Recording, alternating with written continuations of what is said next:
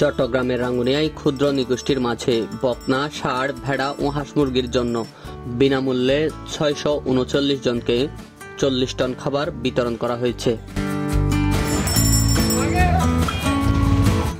শনিবার সকালে উপজেলার পানি সম্পদ দপ্তর ও ভেটেরিনারি হাসপাতালের আয়োজনে সমতল ভূমিতে বসবাসরত ক্ষুদ্র নিগোষ্ঠীর আর্থসামাজিক ও জীবনমান উন্নয়নের লক্ষ্যে সমন্বিত প্রাণী সম্পদ উন্নয়ন প্রকল্পের আওতায় সুফলভোগীদের মাঝে প্রাণী সম্পদ দপ্তরের প্রাঙ্গণে এসব খাদ্য সামগ্রী বিতরণ করা হয়।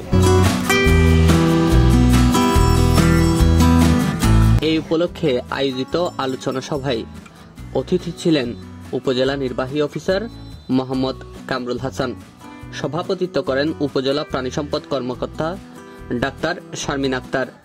উপস্থিত ছিলেন প্রাণী সম্পদ দপ্তরের ভেটেরিনারি সার্জন ডাক্তার অজয় দেবনাথ, উপসহকারী প্রাণী সম্পদ কর্মকর্তা দিন মুহাম্মদ সহ আরো অনেকেই।